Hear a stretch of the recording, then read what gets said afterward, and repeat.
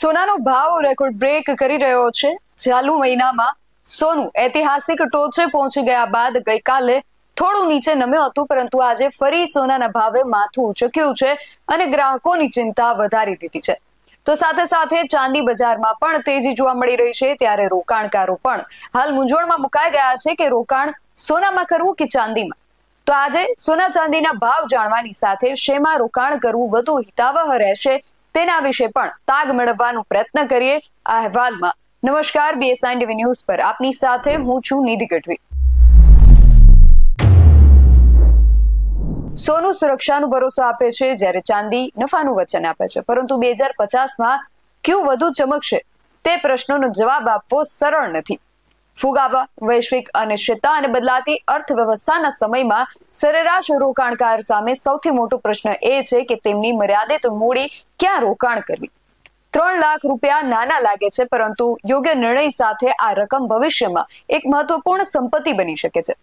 પરંપરાગત રીતે ભારતમાં સોનાને સૌથી વધુ વિશ્વસનીય રોકાણ વિકલ્પ માનવામાં આવે છે, જ્યારે ચાંદી એ તાજેતરના વર્ષોમાં ઝડપથી રોકાણકારોનું ધ્યાન ખેંચ્યું છે। આજથી 25 વર્ષ બાદ એટલે કે 2050 માટે તેનું શું ભવિષ્ય છે તે સમજવું મહત્વપૂર્ણ છે। સોનું હોય કે ચાંદી, આ નિર્ણય શા માટે આટલો જટિલ છે તેના વિશે પહેલા વાત કરીએ તો જ્યારે રોકાણની વાત આવે છે ત્યારે સોનાને હંમેશા સલામત રોકાણ તરીકે જ જોવામાં આવે છે। જ્યારે બજારો ઘટે છે, ચલણ નબળું પડે છે અથવા વૈશ્વિક કટોકટી વધે છે, ત્યારે રોકાણકારો પહેલા સોના તરફ વળે છે। આ જ કારણ છે કે સોનાના ભાવ તેમના વધઘટમાં પ્રમાણમાં મર્યાદિત રહે છે।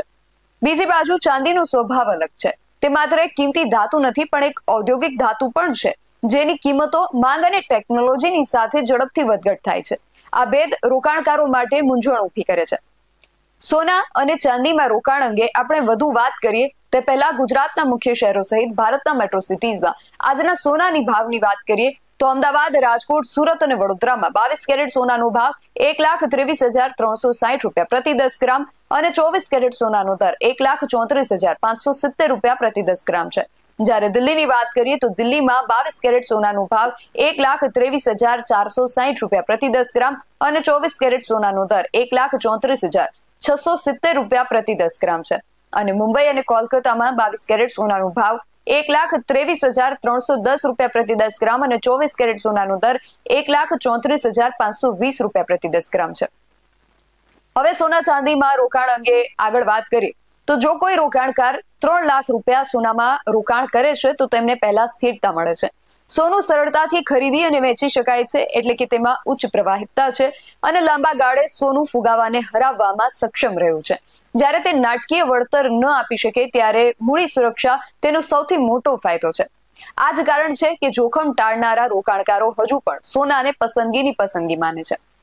ચાંદીનું આકર્ષણ તેના ઝડપી વિકાસમાં રહેલું છે। ઇલેક્ટ્રિક વાહનો, સૌર પેનલ્સ, ગ્રીન એનર્જી અને ઇલેક્ટ્રોનિક્સ જેવા ક્ષેત્રોમાં ચાંદીની જે માંગ છે એ સતત વધી રહી છે અને આ જ કારણ છે કે તાજેતરના વર્ષોમાં ચાંદીના ભાવમાં તીવ્ર વધારો જોવા મળ્યો છે। જોકે તેની કિંમતો ખૂબ જ અસ્થિર છે। આ અસ્થિરતા જોખમ લેનારાઓ માટે એક મહત્વપૂર્ણ તક હોઈ શકે છે। 3 લાખ રૂપિયામાં ચાંદી ખરીદનાર રોકાણકાર ધાતુનો મોટો જથ્થો ખરીદી શકે છે। 2050 સુધીની આપણે વાત કરી રહ્યા છીએ તો 2050 સુધીમાં કિંમતોની ચોક્કસ આગાહી કરવી તો મુશ્કેલ છે, પરંતુ નિષ્ણાંતોના અંદાજો કેટલાક સંકેતો આપે છે। એવું માનવામાં આવે છે કે ફુગાવા, વૈશ્વિક દેવા અને મર્યાદિત પુરવઠાને કારણે લાંબા ગાળે સોનાના ભાવમાં ઝડપથી વધારો થઈ શકે છે। કેટલાક અંદાજો તો એવું પણ સૂચવે છે કે સોનું પ્રતિ 10 ગ્રામ અનેક લાખ રૂપિયા સુધી પહોંચી શકે છે।